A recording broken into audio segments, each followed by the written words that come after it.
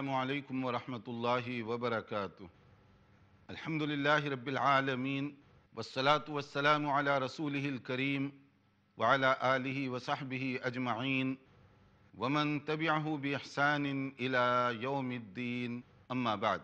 محترم بھائیوں اور بہنوں، آج کی اس نشست میں ہم حضرت ابراہیم علیہ السلام اور تربیت کے حوالے سے کچھ گفتگو کرنا چاہیں گے۔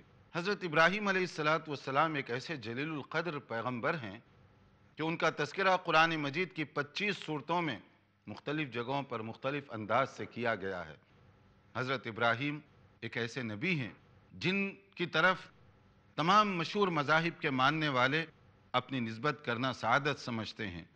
کرسچنز، انہیں بھی دعویٰ ہے کہ وہ حضرت ابراہیم کے راستے پر چلنے والے ہیں۔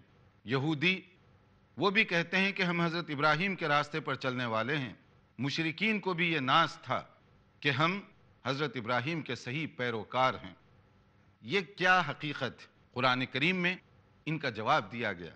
ما کان ابراہیم یہودیا ولا نصرانیا ولکن کان حنیفا مسلما وما کان من المشرکین۔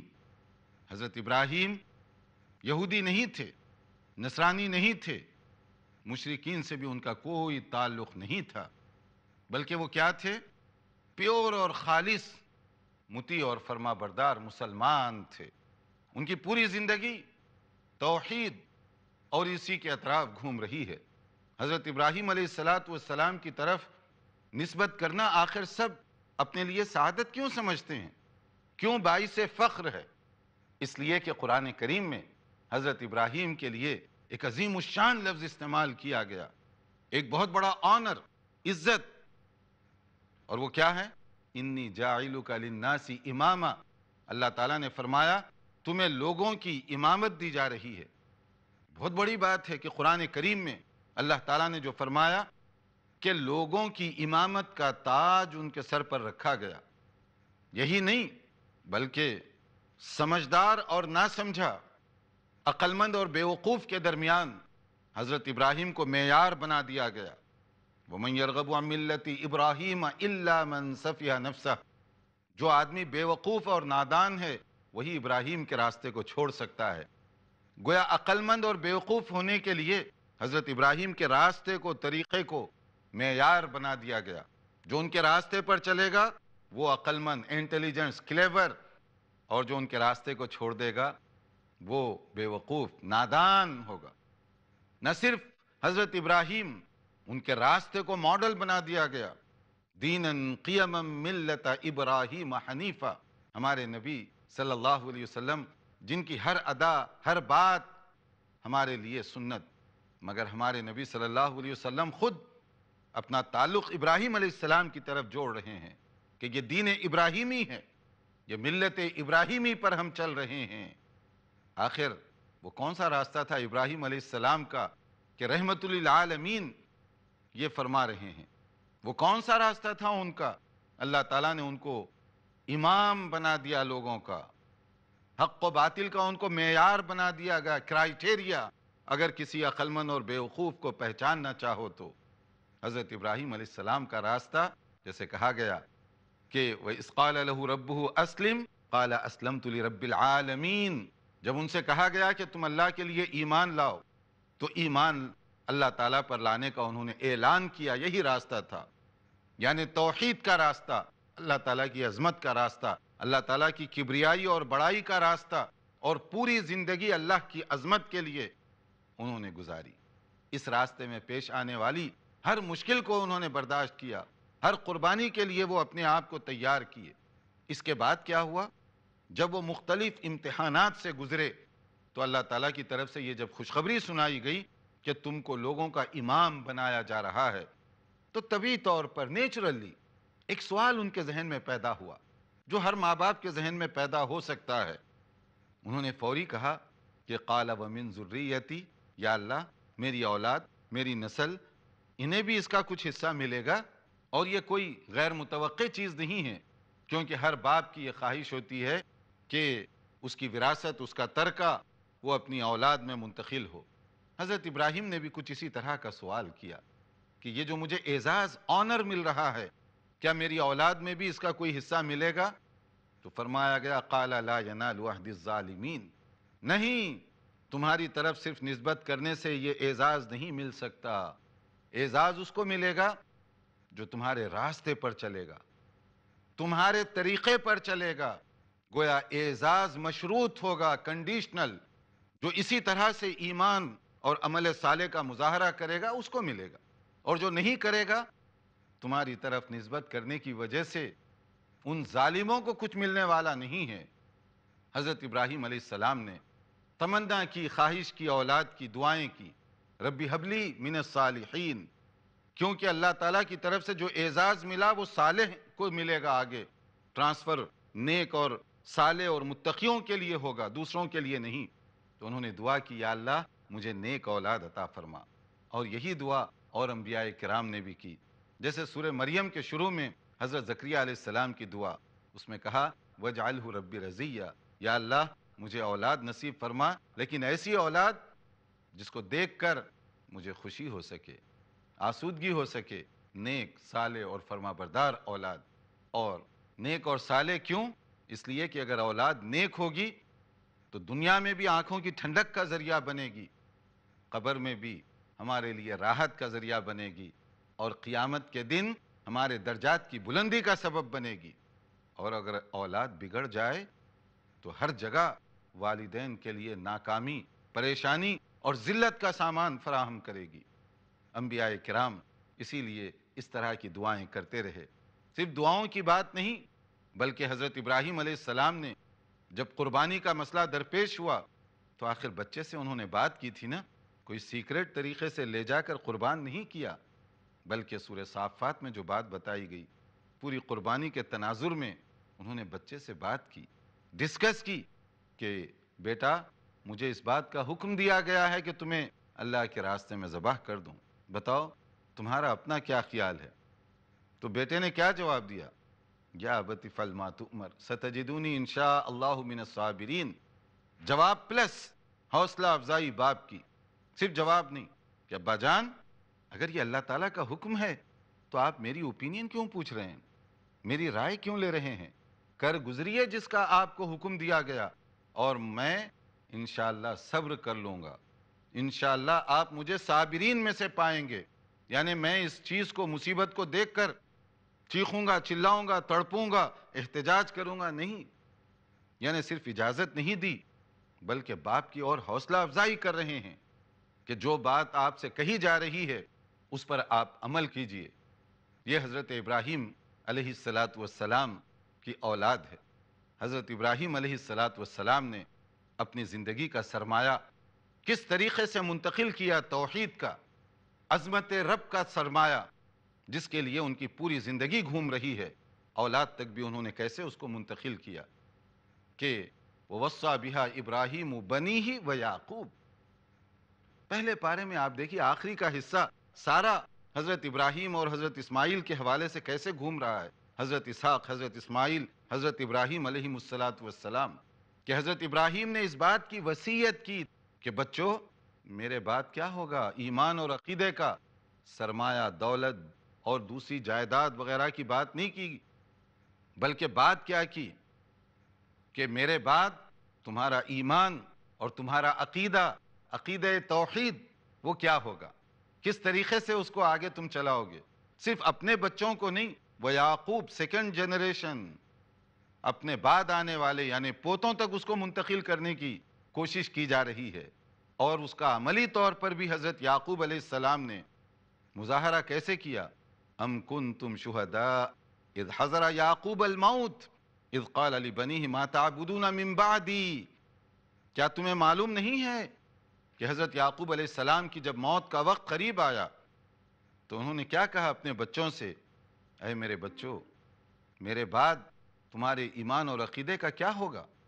کس کی پوجا اور پرستش کرو گے؟ کس طرح کی عبادت کرو گے؟ تو بچوں نے کیا جواب دیا؟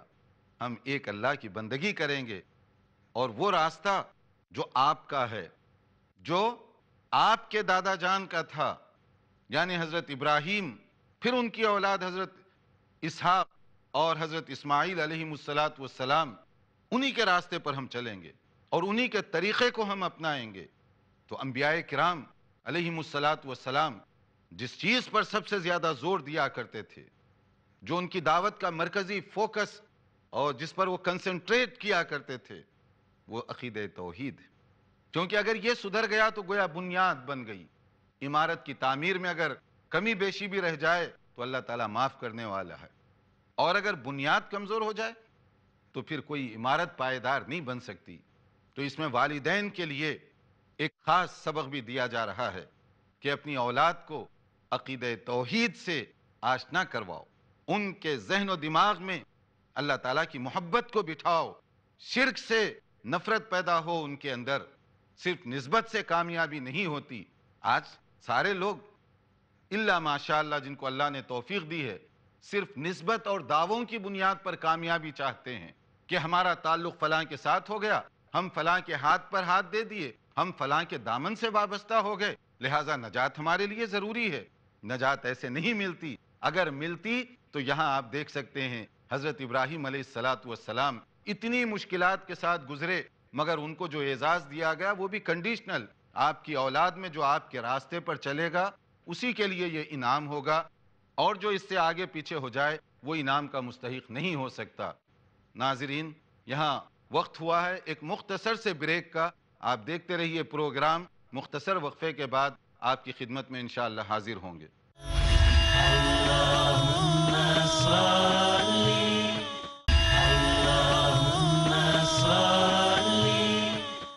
अस्सलामु अलैकुम वरहमतुल्लाहि वबरकातुहू। वक्फे के बाद दोबारा आपकी खिदमत में हाजिर हैं। वक्फे से पहले हज़रत इब्राहीम अलैहिस्सलातु वस्सलाम और तरबियत के हवाले से कुछ बातें बताई गई। हज़रत इब्राहीम अलैहिस्सलाम जिनका तज़किरा कुरान करीम की तकरीबन 25 सूरतों में किया गया है, उनके बाप को जिस अंदाज से पेश किया गया, पहले इब्राहीम अलैहिस्सलाम दुआए मग़फ़िरत किया करते थे, लेकिन वो एक हद पर जाने के बाद रुक गए। और उसके बाद क्यों रुके? वमा कान इस्तिग़फ़ारु इब्राहीम लि अबीह इल्ला अन मौइदतिन वअदहा इय्याह फलम्मा तबय्यन लहू अन्नहु अदुव्वुन लिल्लाह तबर्रअ मिन्हु। हज़रत इब्राहीम अलैहिस्सलाम उस वक्त तक दुआ करते रहे जब तक उनको उम्मीद थी कि शायद बाप को हिदायत हो जाए, लेकिन जब बात कन्फर्म हो गई कि वो अदुव्वुल्लाह है, अल्लाह ताला का दुश्मन है, क्योंकि वो हालत शिर्क ही में था, तो हज़रत इब्राहीम अलैहिस्सलाम ने दुआ करने से भी बरात का इजहार कर दिया, विड्रॉ कर लिया। क्योंकि जालिम के लिए जो मुशरिक है दुआए मग़फ़िरत नहीं की जा सकती। सूरे तौबा, सूरे अनफाल पढ़ लीजिए आप। इस्तग़फ़िर लहुम औ ला तस्तग़फ़िर लहुम इन तस्तग़फ़िर लहुम 70 मर्रतन फलन यग़फ़िरल्लाहु लहुम। क्या नबी सल्लल्लाहु अलैहि वसल्लम आप उनके लिए मग़फ़िरत की दुआ करें या ना करें, 70 मरतबा भी करेंगे तो अल्लाह ताला उनको माफ नहीं फरमाएगा। क्योंकि बुनियाद नहीं है वहां पर, बुनियाद है तौहीद पर, बुनियाद है अल्लाह ताला की वहदानियत और अजमत के एतराफ में, शिर्क से बरात में। और इसी तरह कुरान करीम में हजरत नूह जैसे जलीलुल क़द्र पैगंबर, उनका तज़किरा किया गया। जब अजाब आया तो उस अजाब में जो पानी की शक्ल में आया, हजरत नूह अलैहिस्सलाम के साथ ईमान वाले कश्ती में बैठ गए। उनका बेटा सामने ठहरा हुआ था। बहैसियत बाप हजरत नूह ने आखिर दम तक कोशिश की, क्योंकि उनको मोहब्बत थी, ख्वाहिश थी कि बच्चा भी सवार हो जाए। नहीं बात बना।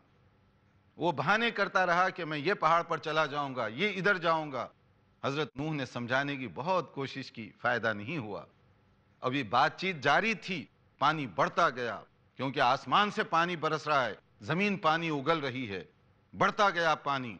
बाप की नजरों के सामने बेटे को डुबाकर खत्म कर दिया गया, ताकि क़यामत तक ये इबरत की निगाहों से देखा जा सके कि हजरत नूह जैसे पैगंबर अलैहिस्सलातु वस्सलाम, उनका बेटा भी दायरे इस्लाम में दाखिल ना हो तो उसके लिए भी मग़फ़िरत नहीं है।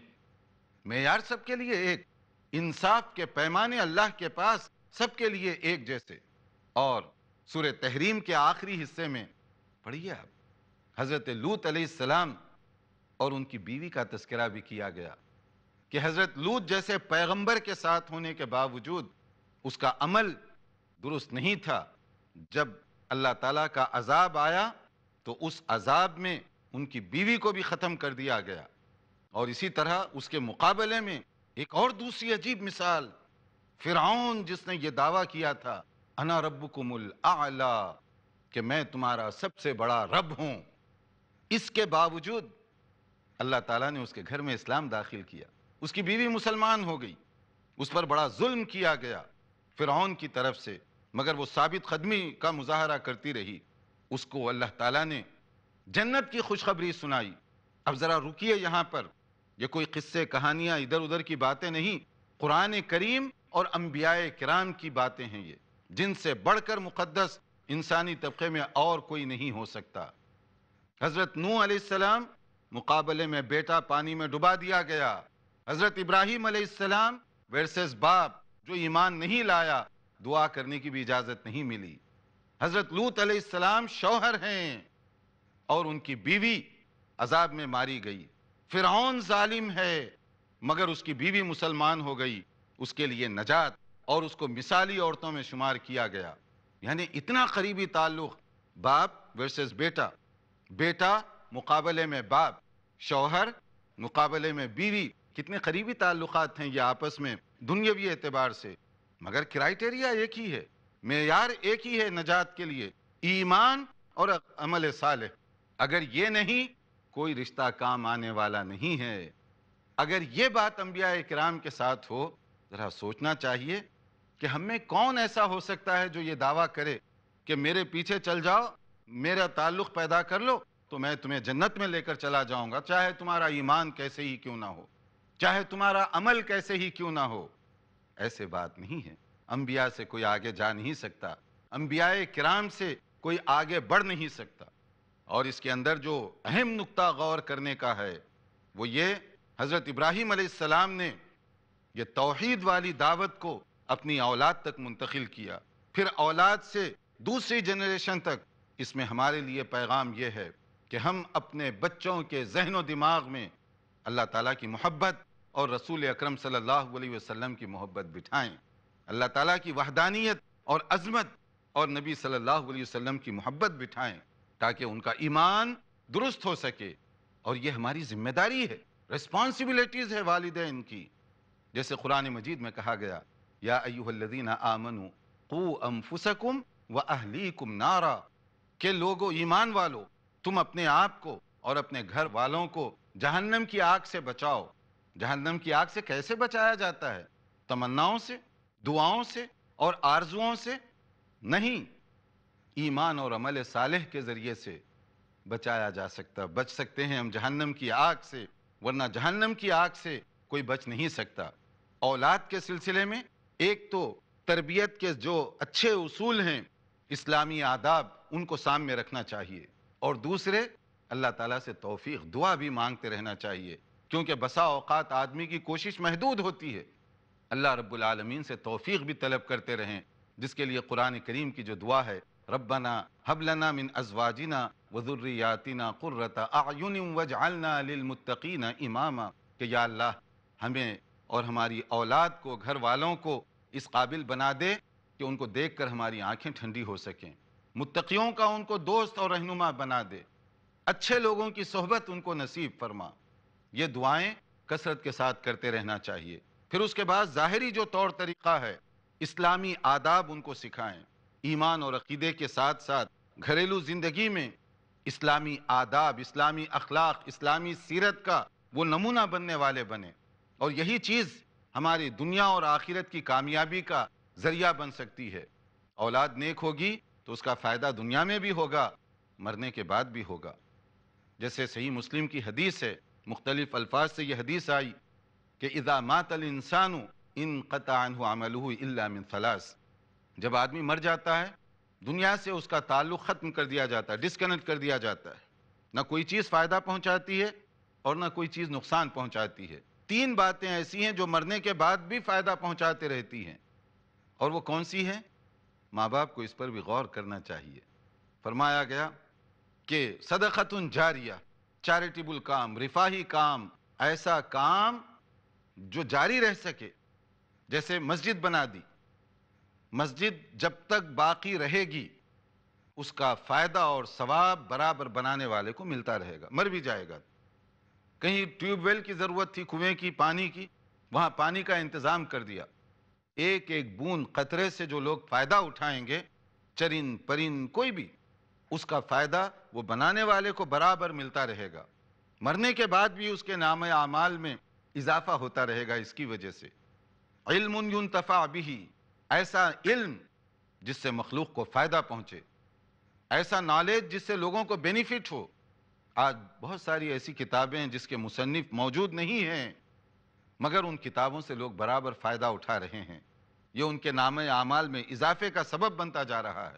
اور اس کے بعد جو بات بتائی گئی، او ولد صالح یدعو لہ، ایسی نیک اولاد، صالح اولاد جو دعا کر سکے۔ اگر اولاد نیک ہوگی تو وہ دعا بھی کرے گی، ورنہ ہم نے تو ایسے جنازے بھی دیکھے ہیں کہ بعض اوقات باپ کا جنازہ ہے، بیٹے موجود ہیں، ان کو نہیں معلوم نماز جنازہ کیسے پڑھی جاتی ہے۔ جس باپ نے پوری زندگی نچوڑ دی بیٹوں کے لیے، وہ اس کی جنازے کی نماز بھی نہ پڑھ سکیں تو بعد میں کیا کام آئیں گے؟ جس ماں نے اپنی پوری زندگی دی بچوں کے لیے، اولاد کے لیے اپنی، اس کے جنازے میں اس کے بیٹے اس کے لیے دعائے مغفرت تک نہ کر سکیں، ان کو معلوم ہی نہیں ہے کیسے نماز جنازہ پڑھی جاتی ہے، کیسے دعائے مغفرت کی جاتی ہے، تو دفن کرنے کے بعد وہ پھر کیا کام کریں گے؟ کیا چیز کام آنے والی بنے گی؟